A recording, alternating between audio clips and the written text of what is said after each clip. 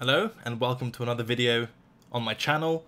Something a bit different today. Instead of just teaching the tools and hoping that you can go and find some setups out of them based on the examples, in this video I will be sharing a specific setup based on horizontal support resistance that I trade myself. So hopefully that should be useful.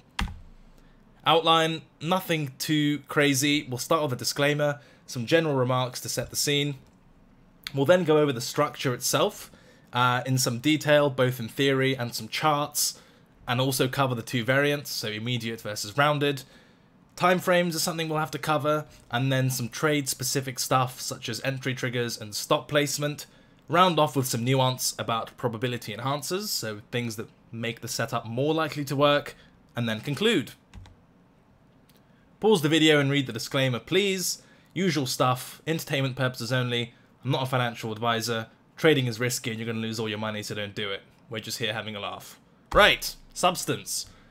That said, this video assumes at least basic working knowledge of basic technicals. So watch my video on order flow, watch my video on horizontal support resistance, and I strongly recommend the video on entry triggers as well.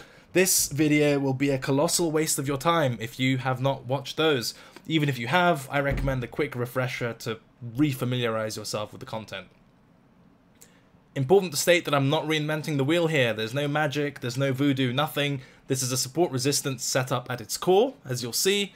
And what I'm arguing is essentially that all these technical setups that you see listed, over under, QM, reclaim, deviation, they all follow the same line of logic, which is they're essentially focused or based on the fact where support is broken and then it fails to turn to resistance, or where resistance is broken and it fails to turn to support. I'd say that's the kind of thread running through all of these setups, okay? And so I've called that SR flip failure, which is what it is.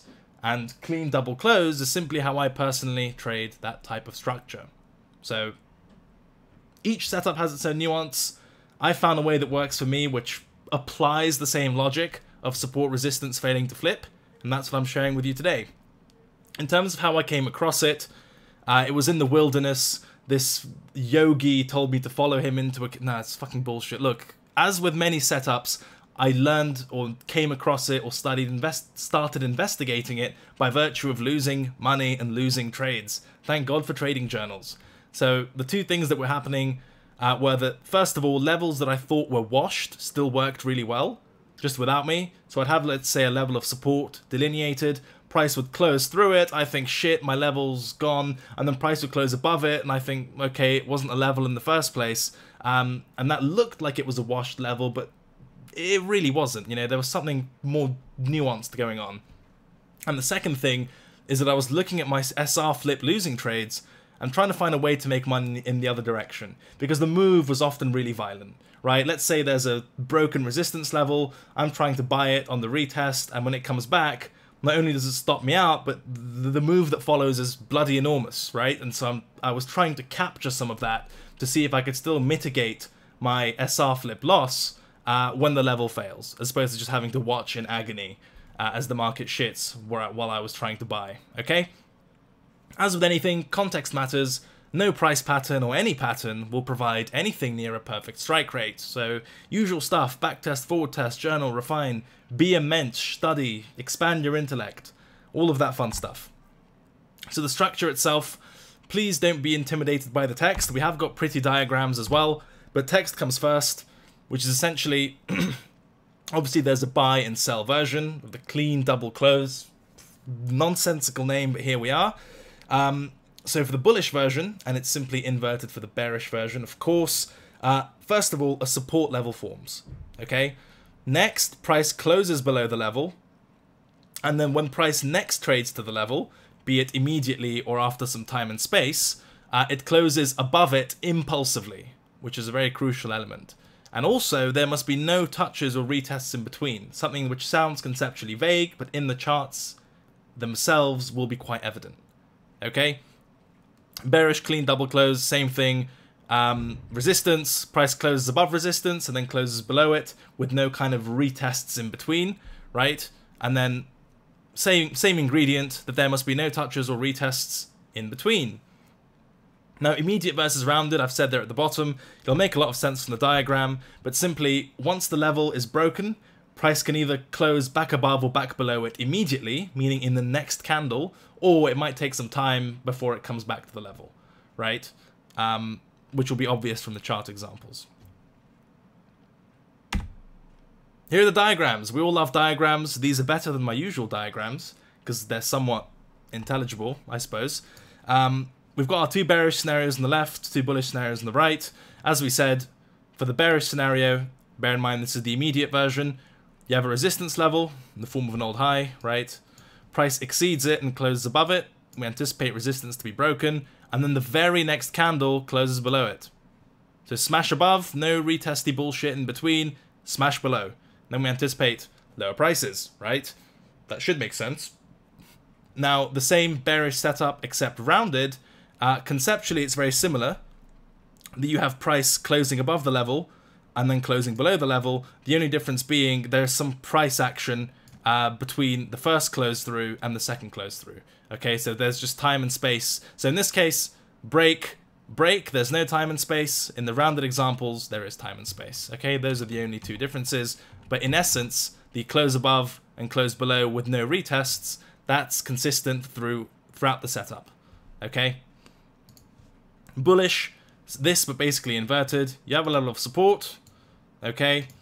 Level gets smashed, price closes below it, and then the very next candle closes back above it. No retesty wick, price wicks and stays below, none of that. Smash it one way, smash it the other way, we anticipate higher prices. Similar logic, again, this is rounded, so you still have the smash below, smash above, just in the interim, there's time and space between break number 1 and break number 2. And again, crucially, in this time and space period, the level itself still doesn't get retested. Okay? That should be fairly straightforward.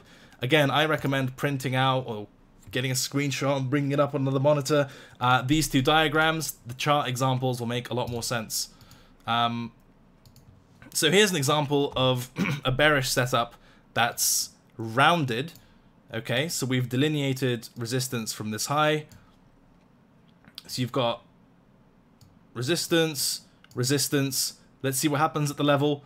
It gets broken, smashed completely on this bar, okay, and then doesn't get retested in the middle, and the next time price comes back to it, which is in this area, smashed completely the other way, okay?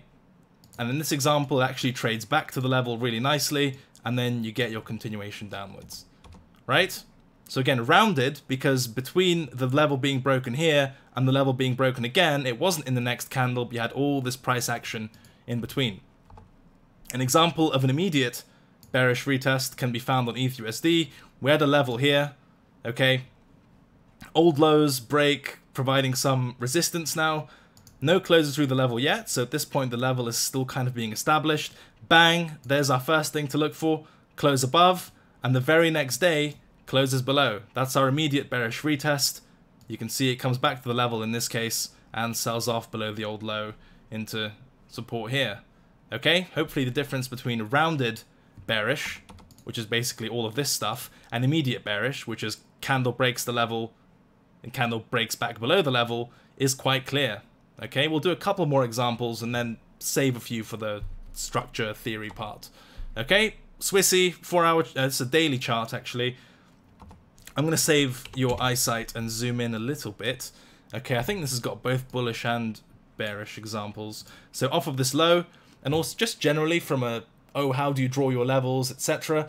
Recently, unless it's a really clear multi-touch level that's been broken, I simply use the lowest close before a rally as support and the highest close before a drop as resistance, and that will be consistent throughout all these examples. So in this case, the lowest close before the rally is here. We've delineated it, okay, and you can see first candle blasts through the level. Next candle, again, on the next day, it closes back above it. No retesty bullshit stuff in between. Smashed one way, smashed the other. Comes back and tests the level before rallying into trouble area, which is, I'd say, these old lows here. Okay? And I think there's an upside example here as well, if memory serves correctly, which it seldom does. But I think I'm right in this case. I'm going to pick the highest close of this range, which is up here. Okay, you can see a nice little swing high formed right before this thrust up. Let's see what price did at the level. Perfect example, closed above, and the very next trading day, very bearish close below, right? Immediately rejected, and then sells off into the lows. Wonderful stuff. Let's do one more. I think this is at the lows on Swissy again. Big dump. Where does it find its first legs? First little rally off of this lowest close before some relief. What does price do? Closes below the level. Next day closes above with a nice long tail, and then trends up into, well, I mean, you probably wouldn't have held it to here, obviously. But the bottoming formation very much works. And as you notice, trading this type of setup, though we will cover entry triggers, if you were waiting for the inverted head and shoulders type thing, you know, like a retest here, you don't get it. But as we'll study with the entry triggers that I use for this setup, you could have very much had a trade following these parameters. Okay? This isn't the best example. I'll push it to the back if we can avoid it, but we'll see. And then we'll do one more with Euro, and we will reuse some of these to explain stop placement and other stuff. But again, area of support, I'm going to use the lowest close before this rally. Okay? Lowest close before the rally. Again, level gets smashed one way, level gets smashed the other way. No funny business. Trades up and clears out the range high. Okay? And that's the kind of stuff we're dealing with. And there's some spectacular examples left, but we'll have a look at those later, right? So hopefully you're somewhat familiar with the setup, the difference between immediate and rounded as well. If you're not, that's fine. I suggest you replay this bit, print out the diagrams and all that fun stuff, whatever you need from a pedagogical point of view. But let's cover some more nuance. So in terms of structure, the level must be cleanly broken both ways, sure, but especially we like to pay special attention to the second break. Because the second breaks, you know, if the support level breaks, you think, okay, that's bearish. But when it gets back above the support, that's the candle, if you will, that we're interested in.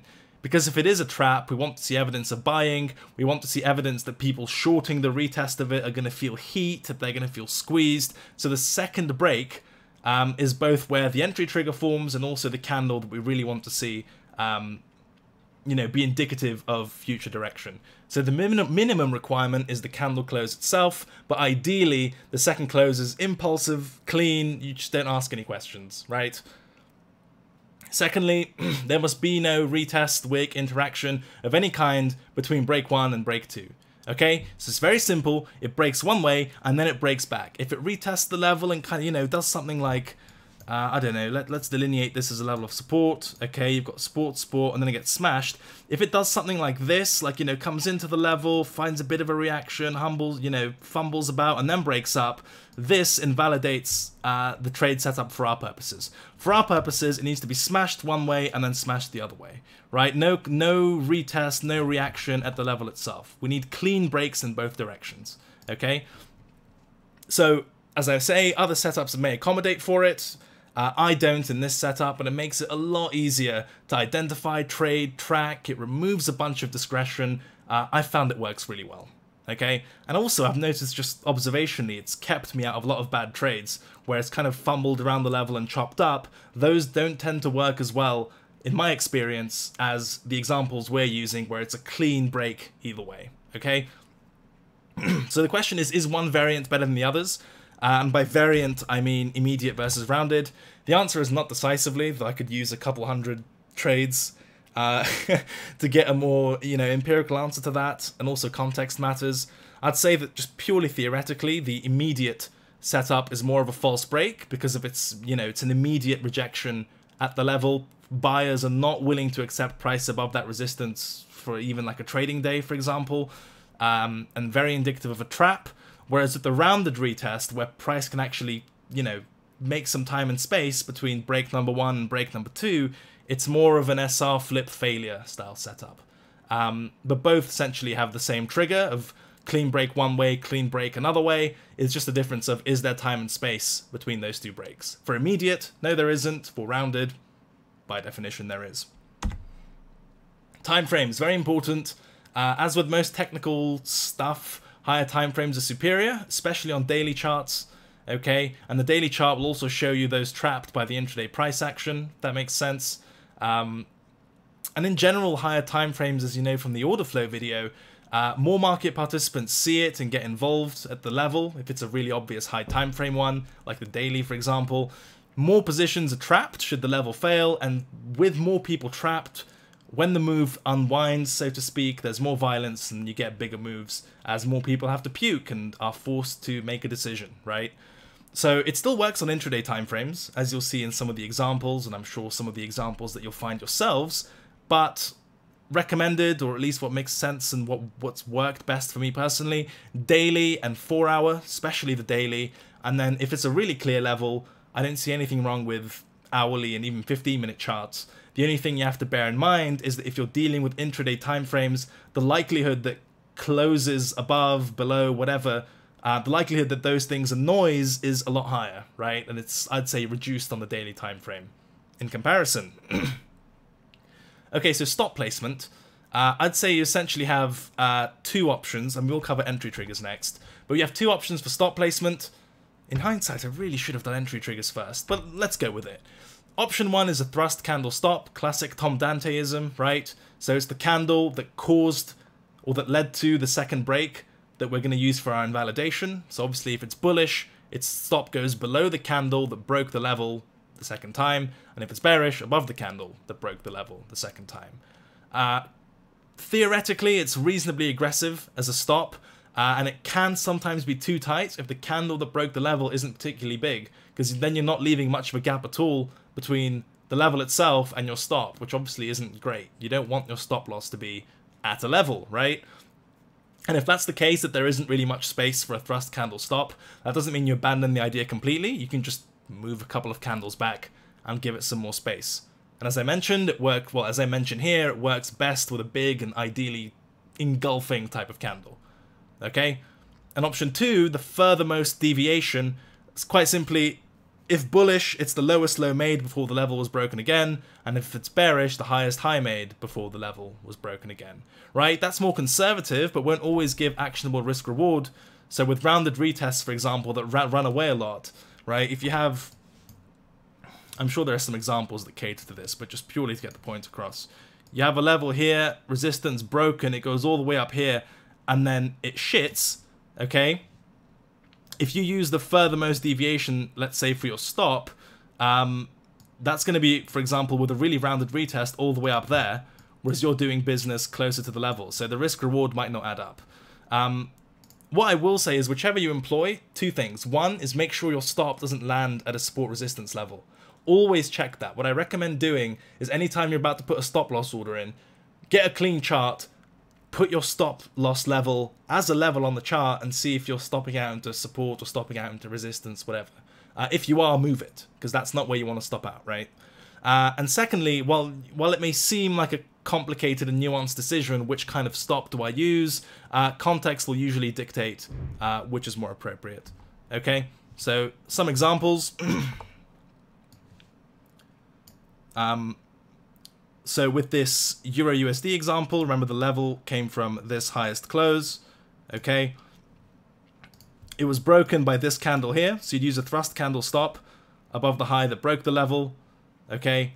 And obviously in this case, you're absolutely fine. That's what I mean by thrust candle stop. You look at the level, and once it's broken the second time, which is here, you ask yourself, where's the high of the candle that broke that level?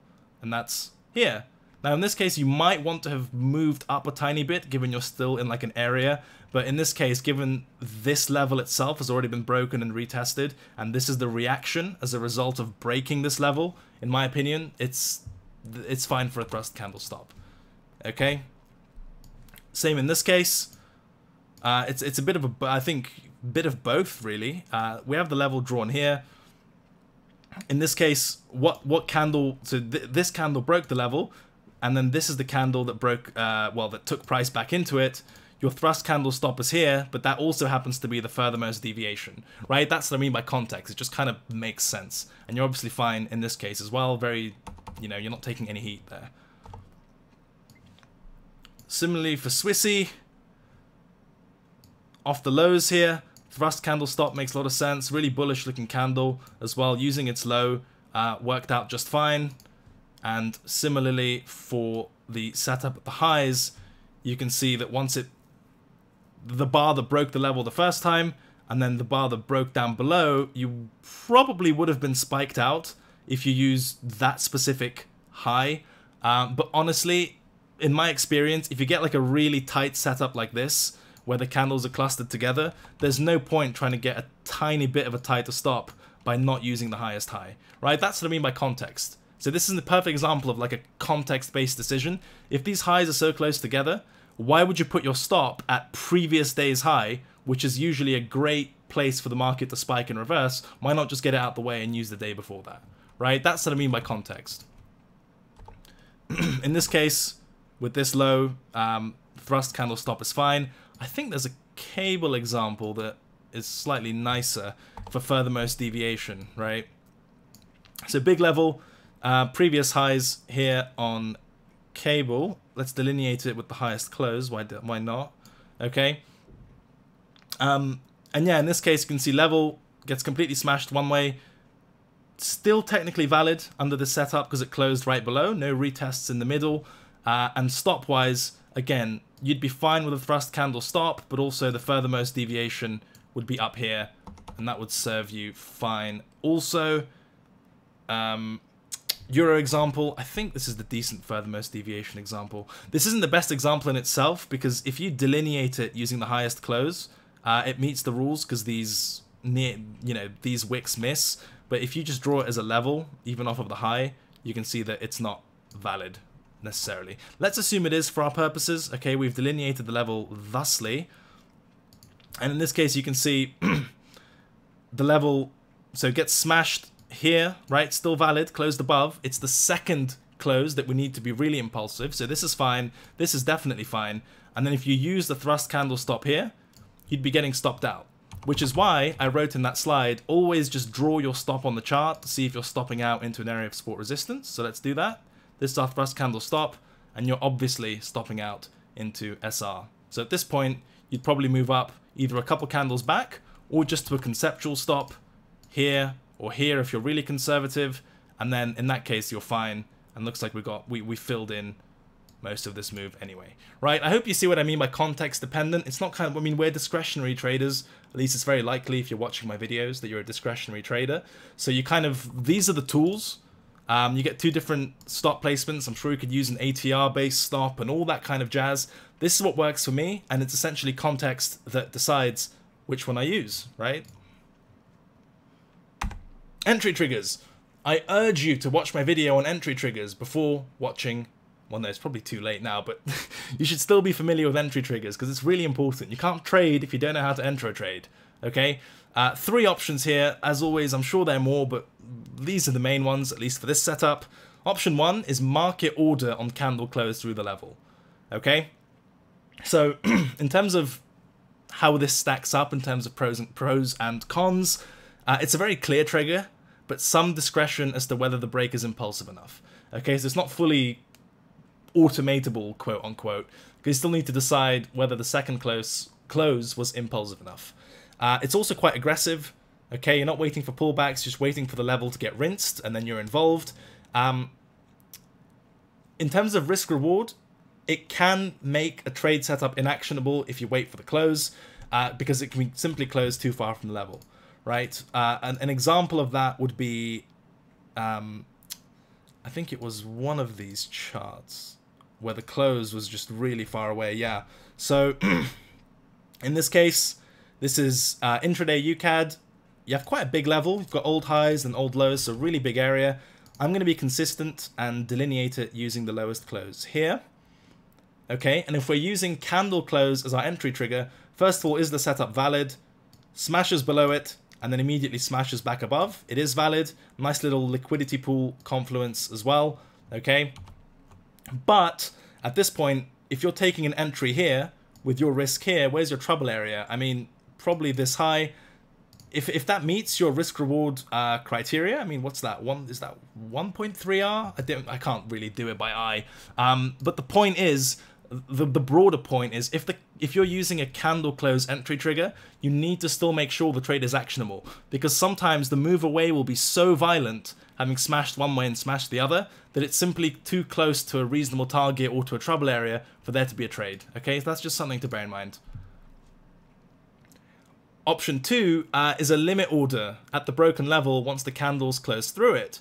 Okay, so this is the clearest trigger by far because you know the level and you just leave an order at the level. It's quite conservative. Another benefit is that you can assess in advance whether the setup is actionable or not. And the only risk, it's not really a risk, is that you don't get filled or price not pulling back before it goes. And this is normal in trading. It's just called a mistrade. Okay, so some of the examples that we talked about fit to that quite nicely, including the Euro USD one, right? Same level, highest close. Smashed above, smashed above, we're paying attention, smashed below, okay, and at this point, on the close of this candle, you'd leave a limit order at the level itself, which got retested, hopefully you got a fill from your shitty broker, and then down it goes. I believe ETH USD is very similar, though it might not be to the tick, right? You've got a level on this next day. You have an immediate bearish setup, close above, close below. On the daily close, your limit order goes at the level. Looks like the high of the day traded up to it, and down it goes. I think this comes close here. It certainly works out at the highs as long as you don't get stopped out. So you've got the highest close here. Again, liquidity pool Confluence in the form of price trading above the swing high and taking out these stops. You can see close above, smashed it, yep. Close below, yep. Limit order goes at the level, and the next trading day comes in, taps it, and drops into support. Okay, so that's what I mean by limit order at the level. And option 3 again is market order at the broken level once price retests it following the break. You'll know from the entry triggers video, this is basically your price action type of entry, by far the most discretionary one. And just speaking generally and from experience, if your trading style deals well with reactions at a level, you'll probably do this anyway. It just makes it a bit harder to track. But if that's how you take your entries, then I shouldn't have to explain it for you. It's really these two that tend to be the most important and the ones that I use the most. So probability enhancers, right? Let me just take a look and make sure I've not missed. This is wrong. Make sure I haven't missed anything. I think we've gone through most, if not all of these, okay? And I'm sure you can find plenty of examples yourselves. So probability enhancers, what can we do to make the setup more likely to work? First and foremost, I'd say this is probably the most important one, or at least the one without which this setup will very rarely work, is you need good level selection, okay? So that means clear, high time frame, violent and significant levels perform better than random highs and lows. Okay, don't try to force this type of setup. It will happen, but it will happen around good levels, and it will work best around good levels. And as to the actual horizontal support resistance structure itself, we're dealing with a broad church. So multi-touch levels work, as you saw, I think, on the UCAD example, single swings, inverse levels, range highs and lows, any kind of significant horizontal support resistance structure works on this setup, or works with this setup. That's the first thing, good level selection. Second thing is that the second break or break back through the level should be strong and fast, okay? As mentioned earlier when we went through the kind of reasoning, a strong and fast break means less time for those offside to mitigate and more traders trapped. When traders are trapped, the unwinding of that move or at that level tends to be violent, okay? When people are forced to make decisions, puke their positions at a loss and all that kind of stuff, as you know from the order flow video, that's where the fast and violent moves happen. And ideally it's some sort of engulfing candle or your typical kind of bullish price action at the level. What you don't want is like a really, you know, $2 close above the level with like a tall wick. That's not what we're looking for. We're looking for evidence of a trap, evidence of impulsiveness, evidence of people caught offside. Okay? Another factor of Confluence or probability enhancer is that the first or false break spikes into liquidity, right? So as with Swissy, we saw that, where was it? Nope. Yeah. And by first break, I mean, you know, the initial move down. So this is break number 1. and then this is break number 2, right? And so what I mean by spikes into liquidity, you can see this move down wasn't just a quote-unquote break of that level, but also anyone with stops below this swing low has been knocked out, right?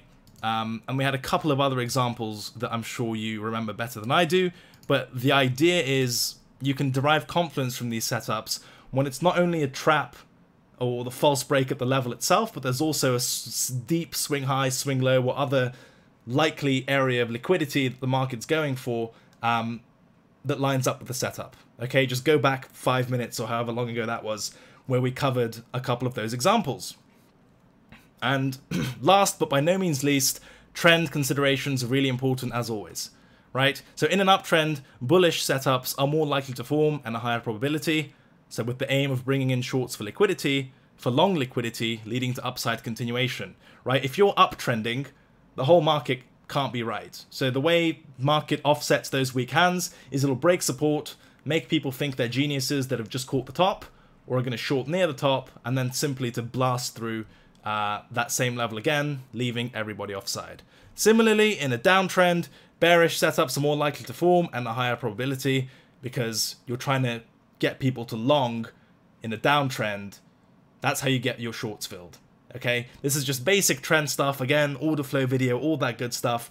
You're trying to induce people on the wrong side of the market. If the market's trending down, you quote unquote break resistance to get people in offside and fill shorts, and vice versa.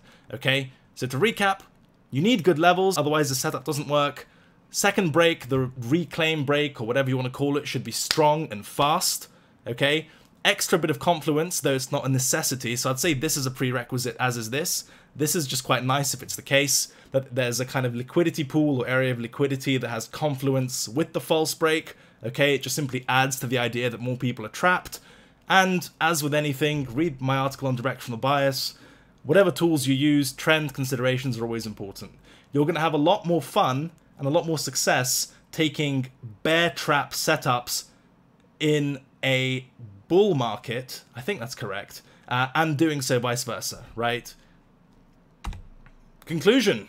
When it comes to any setup, my suggestion is that you forget the special name it gets and focus more on the logic that it employs. That's what we did at the beginning. We said that all these fancy sounding setups have the same logic. It's support, resistance, flip, failure. And once we get down to the actual price mechanics and price patterns, that's where we can study it, refine it, and make it our own. Okay? Please don't get married to the names. You know, for the most part, if you're a discretionary price action trader, the structures and the systems you're taught are pretty much all the same. It's the marketing that's different. Okay, so get rid of all of that. Focus on the price pattern. That's where you're going to find your setups and probably your edge, or at least a big part of your edge when it comes to trade identification. This is how I've had the most success trading price action, where essentially an SR flip has failed. Okay, there's no wizardry here, just losing money on stuff that sometimes works.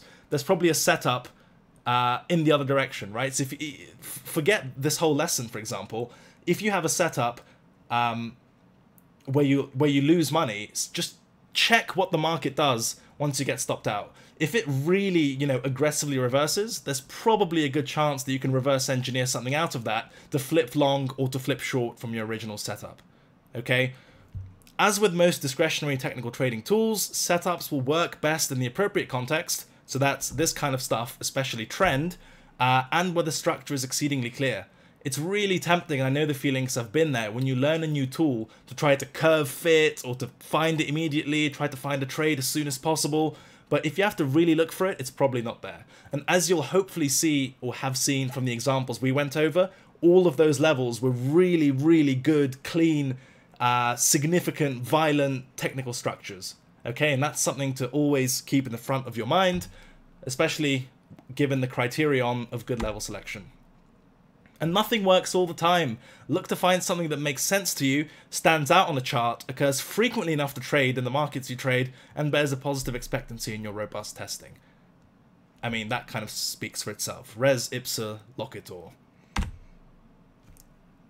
Cheers! Thank you. I hope you learned something new. If you hate this setup, please DM me or tweet at me and tell me why. If you use it or took a trade with it, noticed something, tested something, I just want to hear from you. And just feedback generally. Please let me know if you want to see more setup videos, If this kind of stuff works for you, please tell me. Loads of free resources, loads to go through, and I'm going to keep working on it. Your support in the form of beer money would be appreciated. And there's the Bitcoin address for those willing. That's all I've got for today. I'm going to leave links to cool and relevant stuff, including the slides and pertinent articles, my free Telegram, room, channel, bullshit, all of that in the description. Go check that out. Usual YouTube shit, subscribe, like, doesn't cost you anything, unlike my voice making this video. And I will see you for the next one.